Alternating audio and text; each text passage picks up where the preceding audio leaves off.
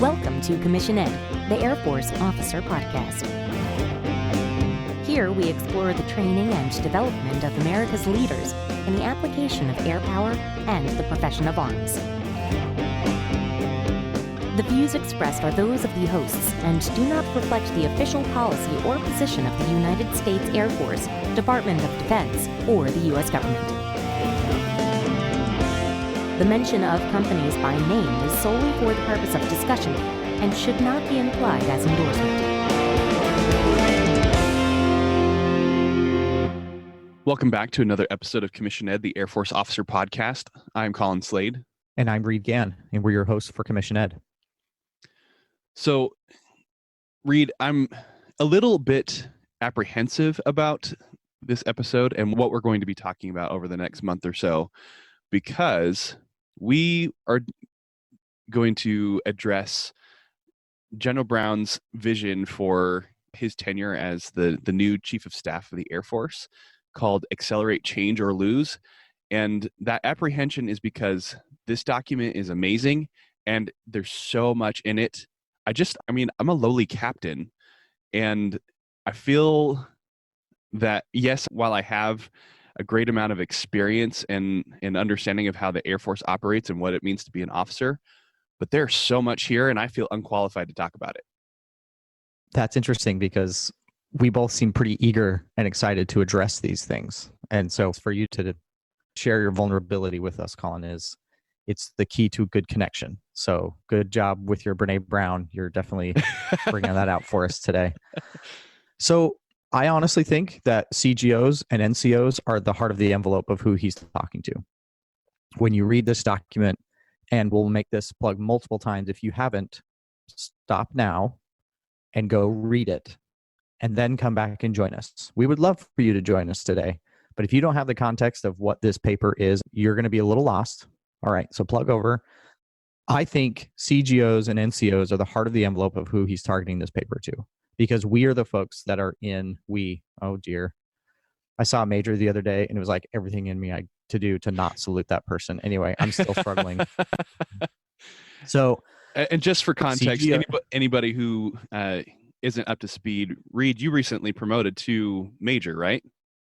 Yeah, and it's been all of 6 weeks, and it still is not real.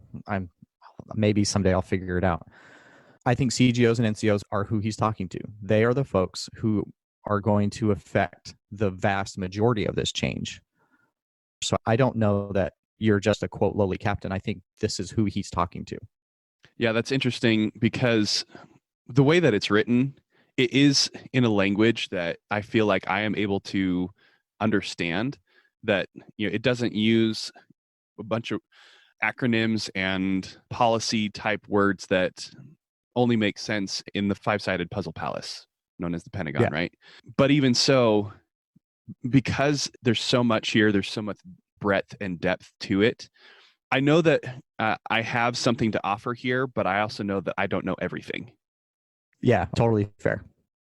And I do want to add in here, I really like what you're saying, that the CGOs and the NCOs being the people that he's talking to, because you and I were talking about change management theory and how General Brown could use the typical change management approach where it's just the executive at the top of the chain putting out a vision and expecting that it's going to trickle down and the change is going to happen at each echelon down the way, and that the last person, the last group of people to get this information is going to be the airmen at the, quote, bottom of the totem pole. And that includes CGOs and NCOs, right?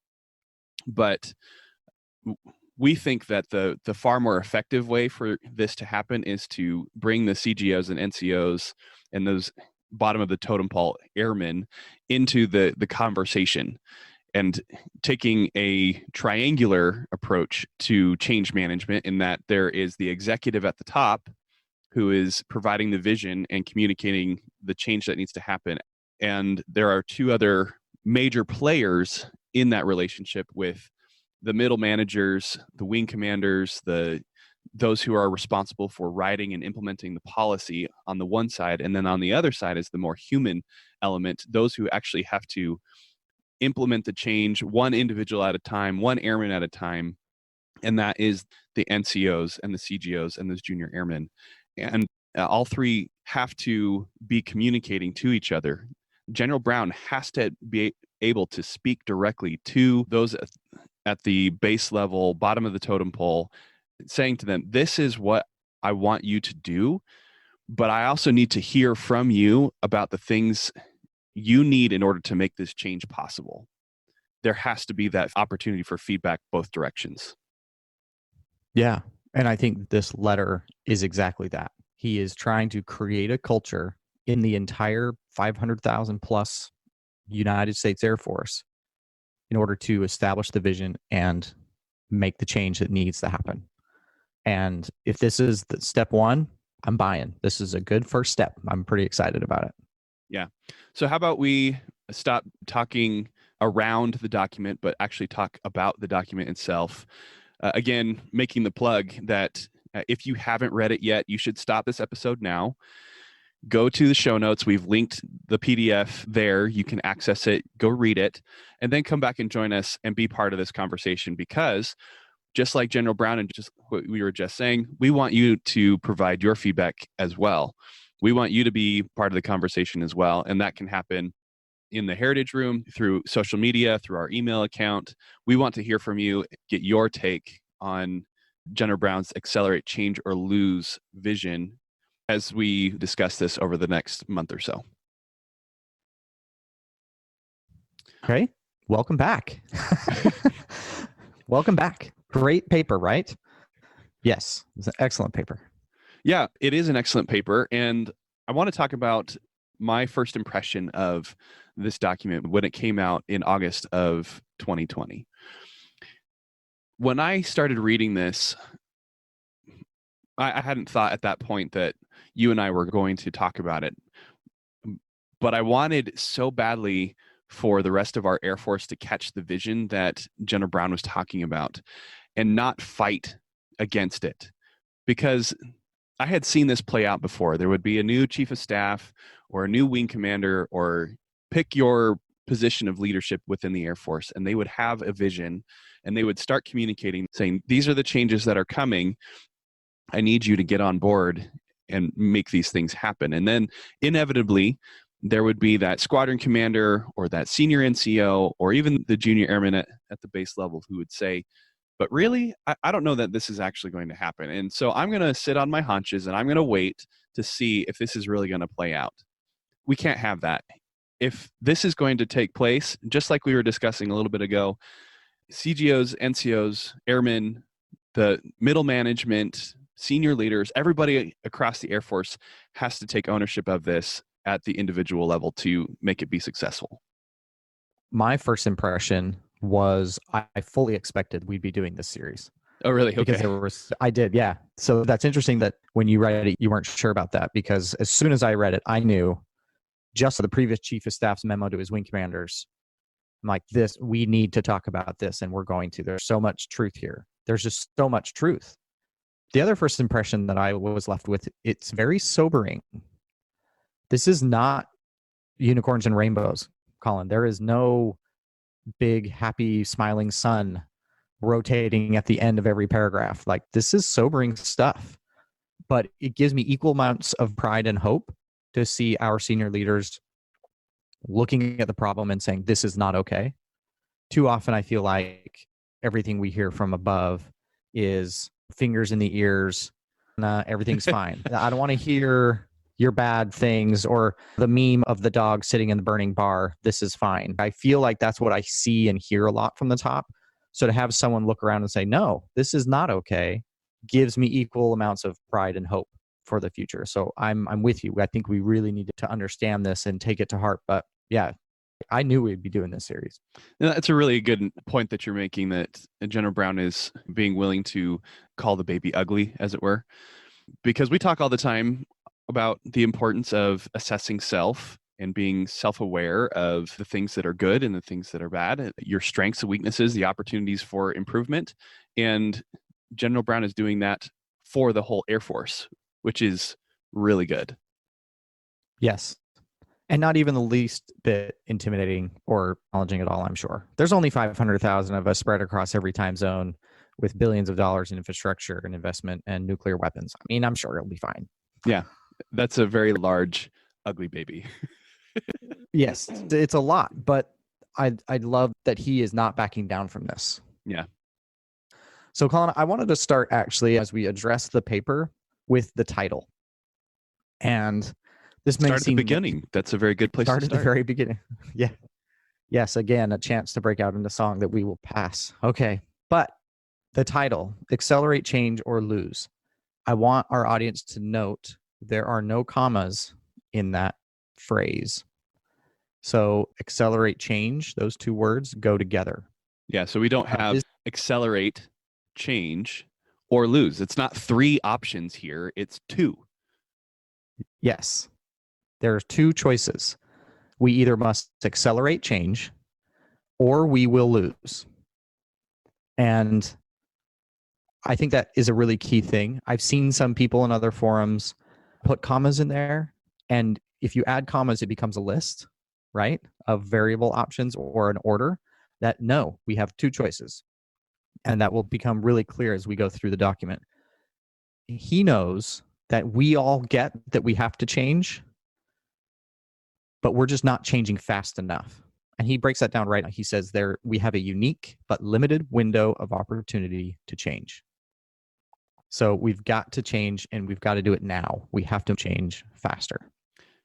But what are the things that we need to change, Reed? I mean, when you talk about the depth and breadth of the Air Force, all 500,000 of us spread across every time zone, change what? I mean, there have to be some specifics, things that we need to address in order to meet his vision here. General Brown doesn't call out in the document a specific list of the things that have to change, but there are some ideas, things that we are already aware of, things that are changing that just need to change faster. And some of those possibilities are, we know about our aging infrastructure and fleet of aircraft. The average age of buildings, of facilities in the Air Force is at least 50 years. And the same can also be said of our aircraft. I mean, the B-52, as awesome as it is, was not originally designed to operate for 100 years, which it will do.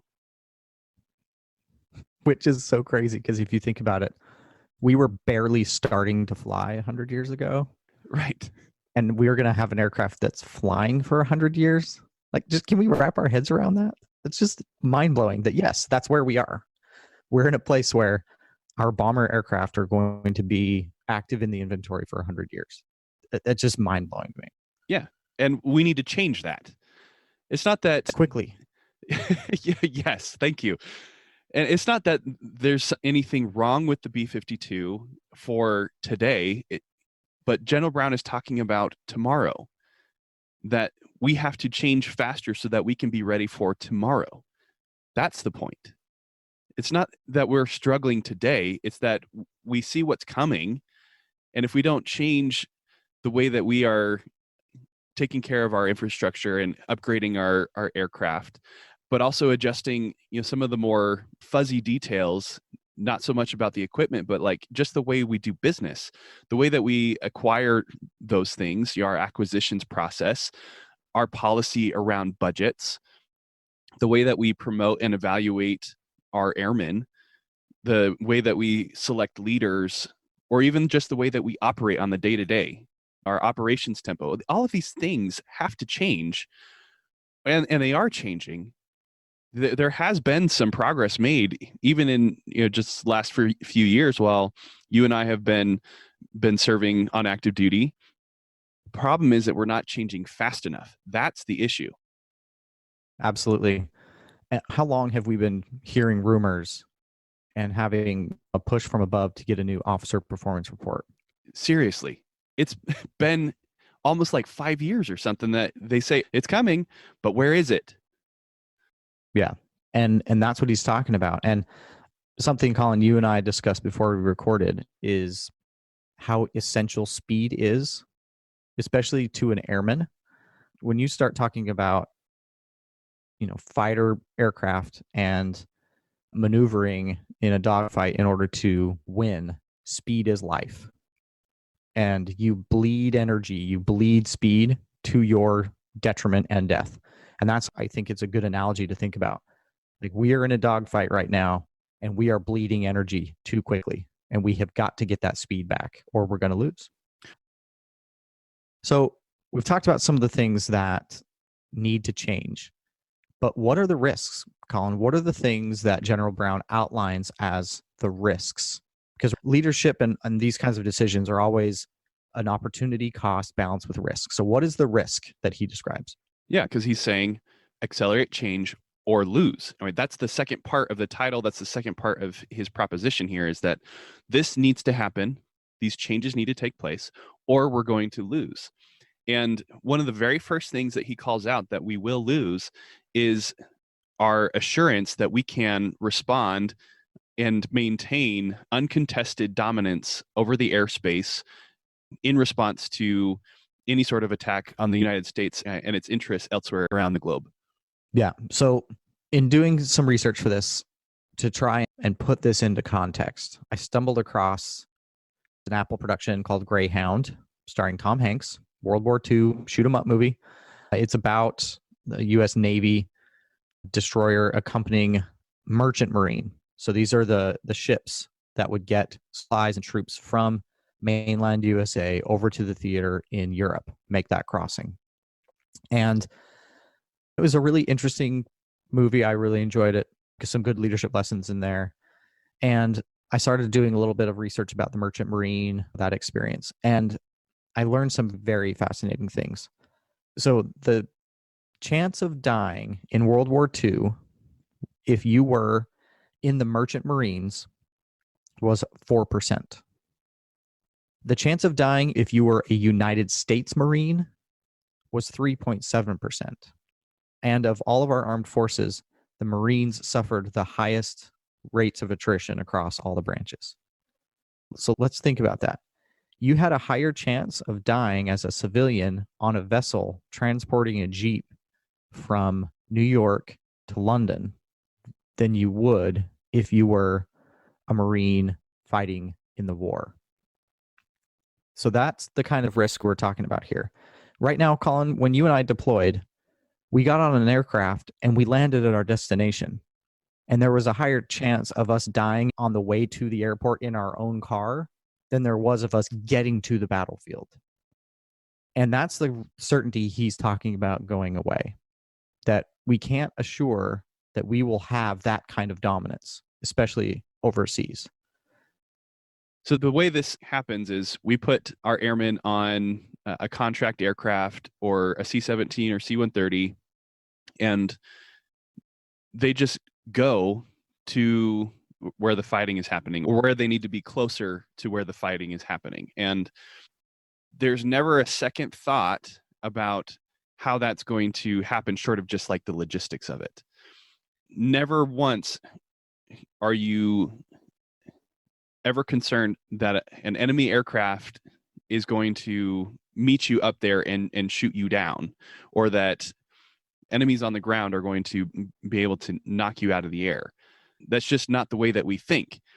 And having to think that way greatly changes the calculus of how and where you think you are going to start operating in order to carry out the Air Force mission.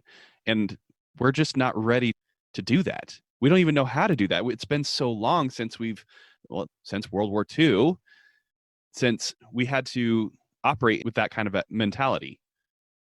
Yeah, it's a whole different thing that we don't even think about. If you need an airman to get to you wherever you are, you ask for and receive an airman. You don't send two in the hopes that you'll get one, because you're going to get one. It's a mindset that we don't even have. And losing that certainty, like you said, totally changes the calculus on everything we do.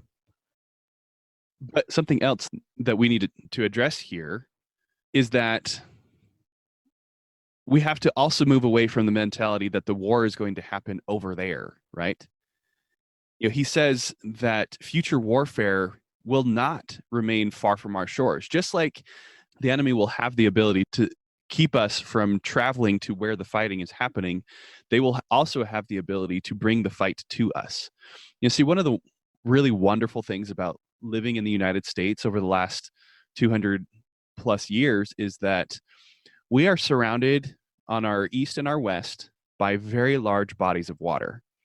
And then on our north and our south, we're surrounded by allies, or at worst, weak enemies who don't have a lot by way of military capability and resources.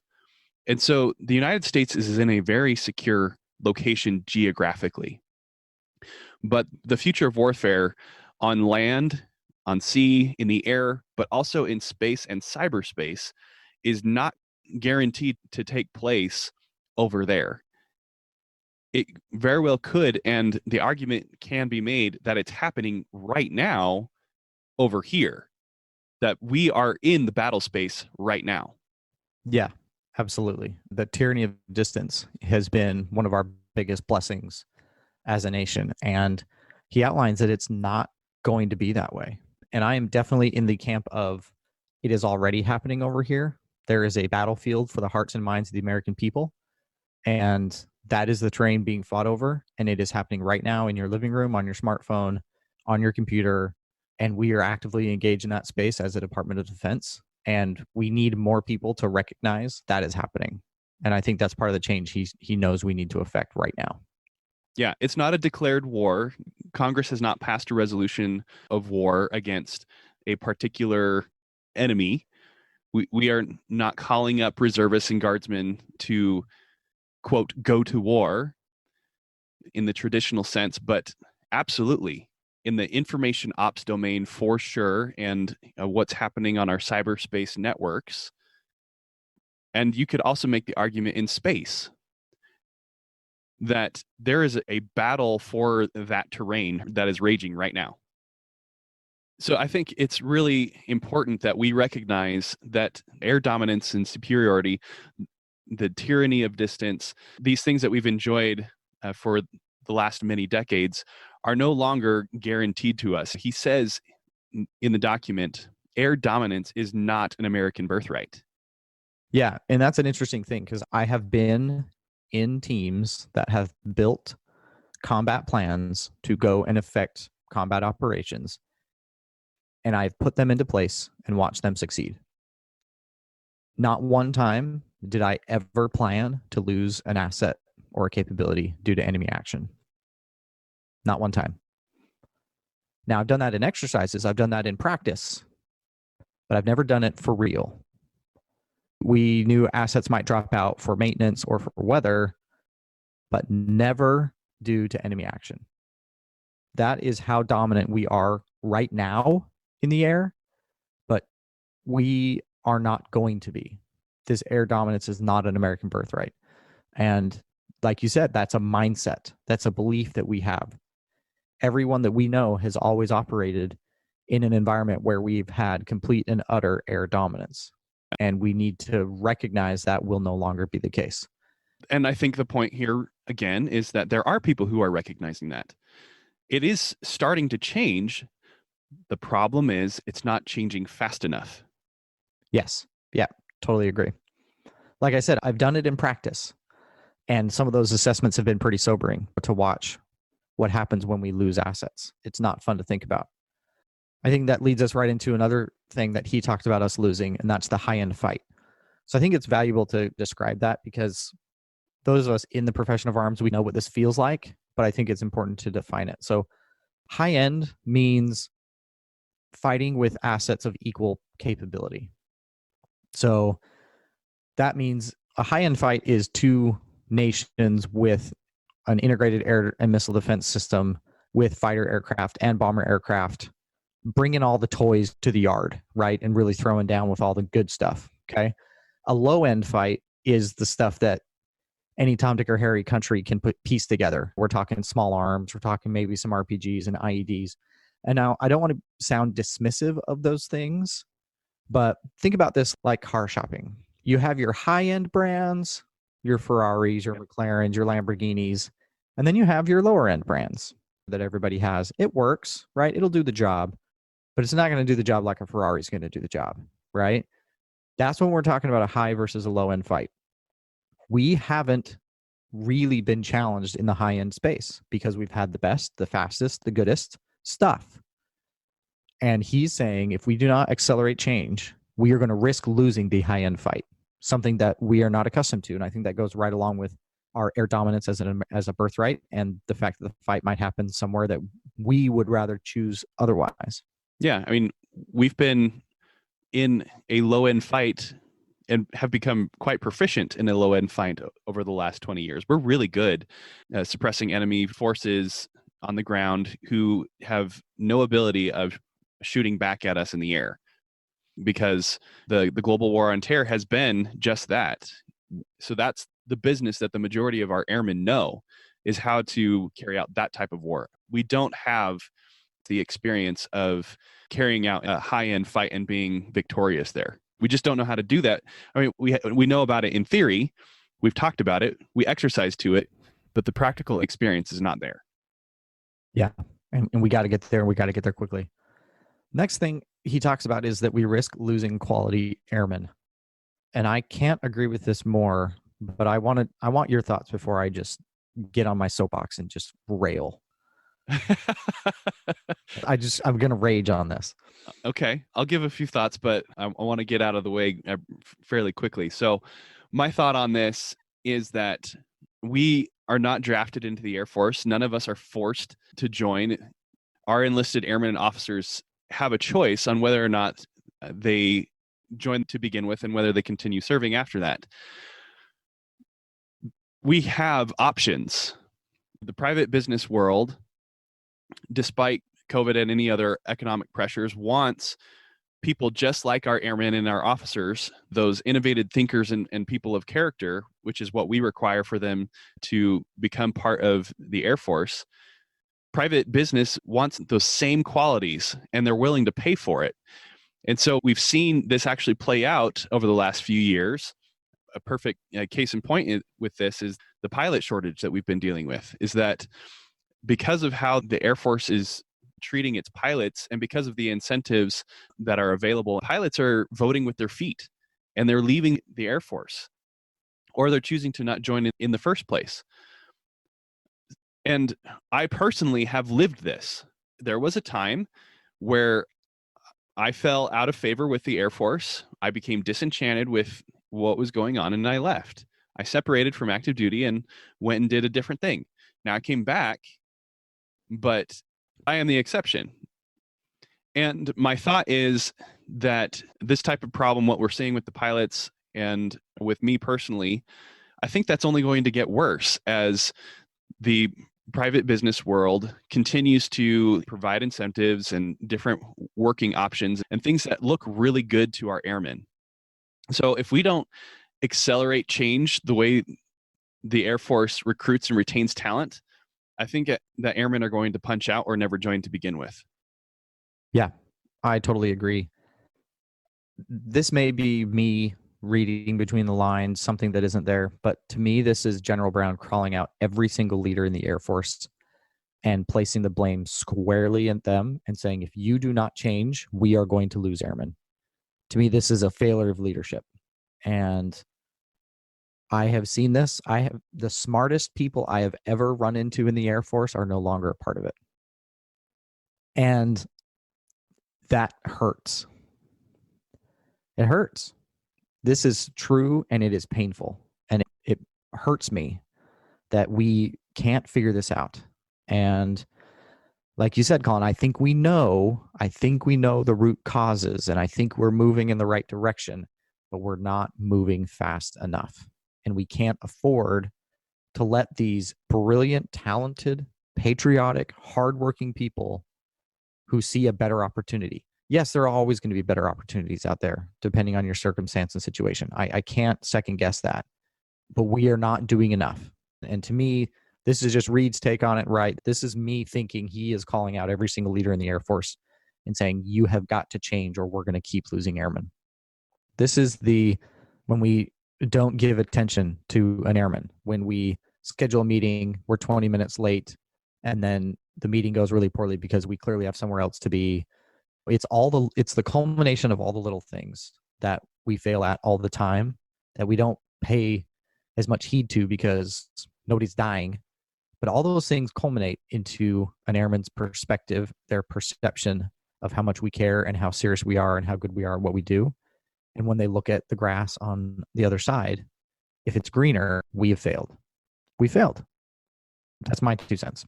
Or it may be that they want to stay on this side, but they don't want to do it in uniform. And so they'll get out and become a contractor and get paid 3 times as much to do the exact same job. That doesn't come with a lot of the bureaucratic nonsense that goes along with wearing the uniform.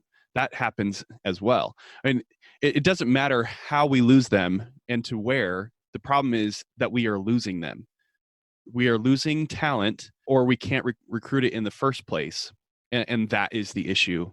That is part of the issue. The other part of the issue, again, is that we recognize the change, but we're not changing fast enough. We need to do it better. We need to do it faster.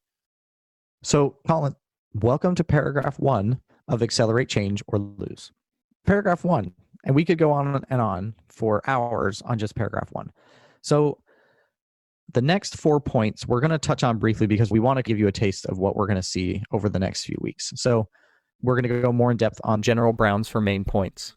First, uncontested Air Force dominance is not assured. Second, good enough today will fail tomorrow. Third, we must collaborate within and throughout to succeed. And fourth, empowered airmen can solve any problem. Colin, why don't you start with uncontested Air Force dominance is not assured? Just a little bit. What are some things that he pointed out that we have got to change in this idea? Yeah, so like what we were saying earlier is that air dominance is not an American birthright. And so we want to get into a little bit more detail on that, talking about how ever since the Desert Storm, we have essentially controlled airspace everywhere. Certainly over our own skies, over our own country, we have been able to keep everybody out anytime that we want to. But also when we go to operate over there, like we were saying, it's very easy for us to get there and then to operate in that airspace as well. But that is not always going to be the case.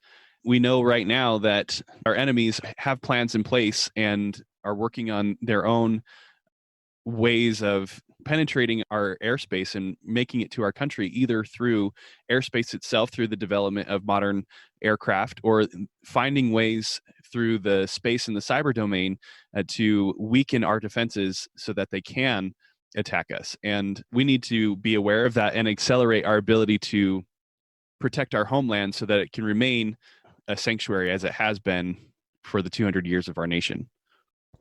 Yeah.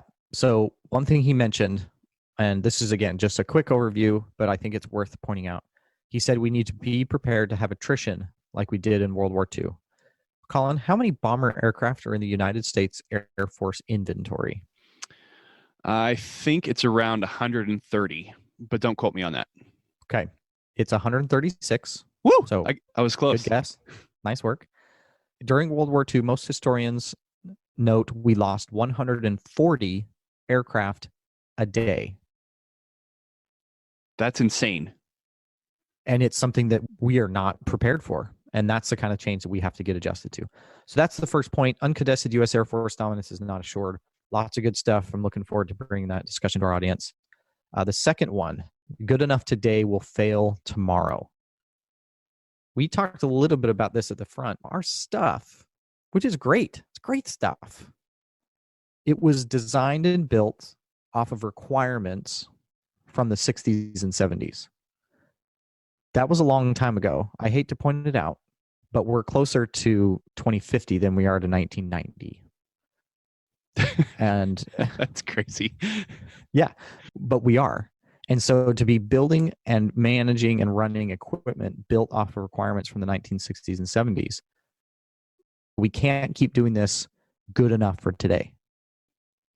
Yeah, and another interesting thing about that time and place, in the 1960s and 70s, if you think about what was going on then, this was Vietnam, this was the space race. Government at that time, the military at that time, was the driving force behind much of the technological innovation and that's where you would get like the term like military grade, because the military had the best of everything.